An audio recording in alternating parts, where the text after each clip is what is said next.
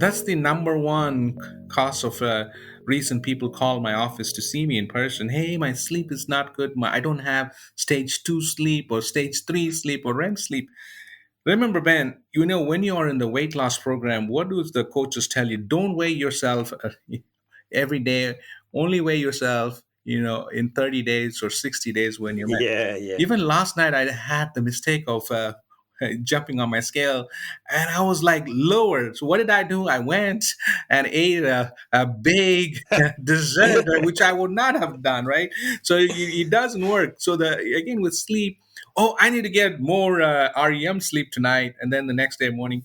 But there's fundamentally something wrong with these variables because you quantify sleep with your brain waves. Yeah. So this one gets the movement, so it's not accurate. So it's a rough. So where is the compromise? Always we have to find a compromise. I tell people to get a baseline and then do something about it, and then same watch, same company, everything is in a different, and then after you implement that, try to see it, right? So every day looking at it is not going to change. Change the data mining is not going to change it. And so get a baseline, implement the strategy, and then see if it works. Daily looking at it and worrying will invariably make you sleep less on the data that's not accurate. Yeah, that really resonates with my experience. So over the years, I've tried using various sleep tracking devices, like my Garmin watch. At one point, it was a Fitbit type device. And a few things happened. One is I'd find it would interrupt my sleep because I'd roll over and the feeling of the watch or the band pressing against my skin would wake me up. So I'm like, oh, this isn't good. It's not even comfy getting to sleep. And then there'd be days where I would wake up and immediately I'd feel quite rested. And I'd look at the data and it would tell me, to your point, like I didn't get that much REM sleep or deep sleep. And then I'd talk myself out of feeling rested because I go, well, the data says I didn't sleep well, so I couldn't have. And then again, to your point, you go to sleep that night kind of worrying about it. So in the end, I did do exactly what you've recommended, actually. I put in place some strategies, then ditched all the devices and stopped measuring it, because I think we can generally just tell intuitively, right, by how we feel, how well we've slept, which is good enough for most of us, I think.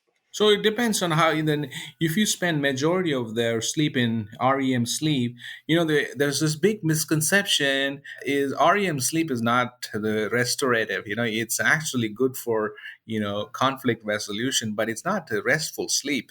So if you sleep 7 hours and you're spending 5 hours in REM sleep, you're not going to be rested the next day, right?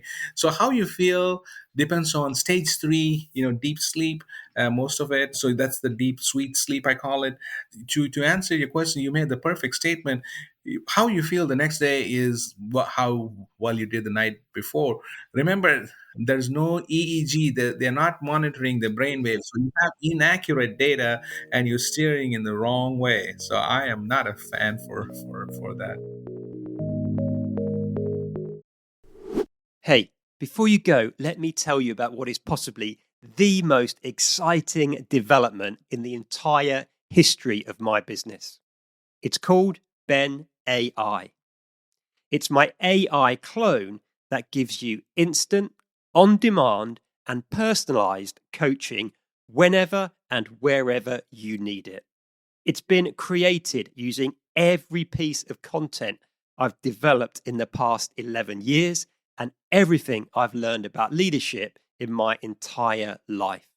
Because you're a listener to this podcast, I want you to be one of the first to get hold of it, and I want to give you some exclusive discounts. Right now, I'm looking for 20 beta testers who will get unlimited access to Ben AI for 2 weeks.